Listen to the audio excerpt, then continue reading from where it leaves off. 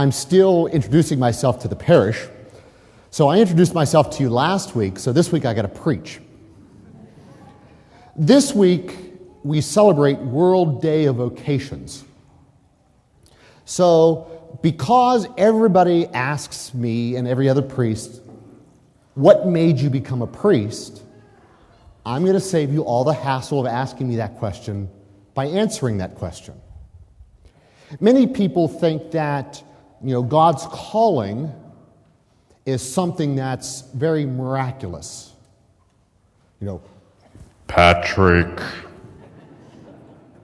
No. I did not want to become a priest. I wanted to become an electrical engineer.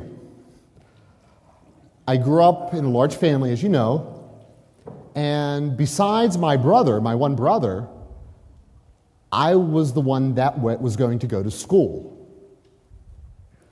And because I come from a large family, being naive as I was at that age, I was going to go to Carnegie Mellon, get my degree, get married, have a nice large family. I was going to have, instead of 18 kids, 19 kids, so I could beat my grandparents' record. My poor wife. I was going to have a nice house. I was going to have, a BMW and all the like. And I'm laying in bed. I was in 10th grade. And the call came. It wasn't, Patrick. It was more of a feeling. And I said to myself, where did that thought come from? And I started to laugh. And over the next few days, the call was still there. And I said, no, I don't want to be a priest. Priests are strange.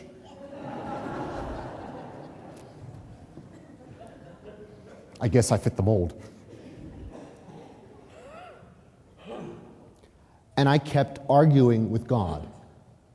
And I kept saying, no, I don't want to do this. Where it got to the point where I wasn't sleeping. So I said, all right, God, I'll give you 1 year. Then leave me alone. 1 year became 2. 2 years became 4 in seminary. 4 years became 8 in the seminary. And in May, I will have celebrated my 18th year as a priest.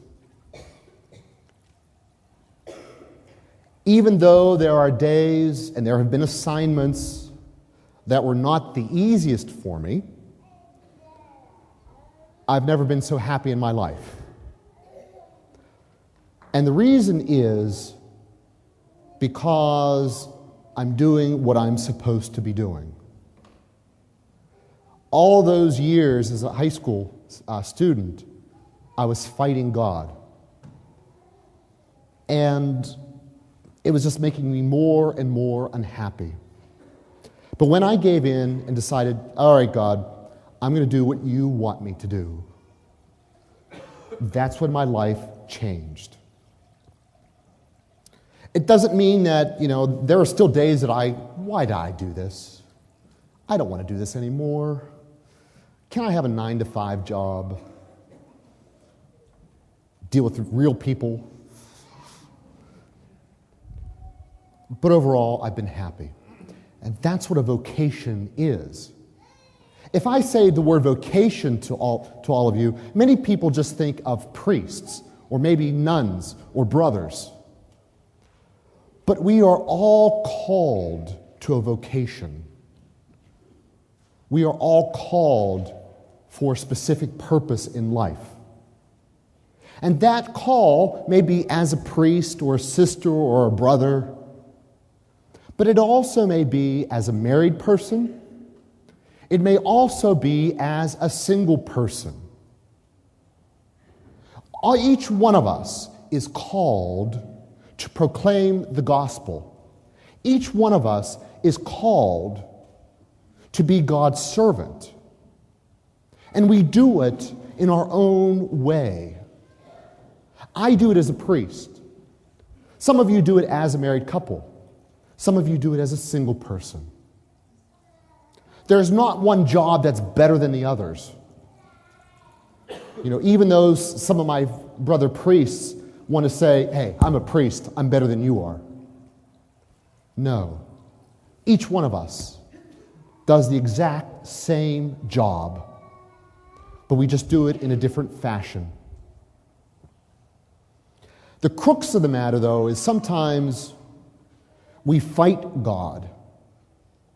How many people that are single try to get married, and it just never works out? They might be in 8 marriages. Well, maybe they weren't called to be married to begin with. There are some people who think that they don't want to get married, and they are so unhappy, and they should be married. There are people who are called to be priests or nuns or brothers, and they don't want to listen. The hard part is trying to discern what God does want. How many of my brother priests over the years have left because they thought they had a calling but didn't? They wanted to think. Instead of then, therefore, us trying to guide our own lives, let us listen to the call of God and follow His life, doing what He wants. Thy kingdom come, thy will be done, on earth as it is in heaven. Pray for vocations. Not just priests, brothers and sisters, but pray for good marriages. Pray for happy families. Pray for good workers in the vineyard, that single people may realize that they are just as important as everybody else. And together, as one family then, let us proclaim the Lord. Let us live the life that He has called us to live, and show the world who Jesus truly is all about.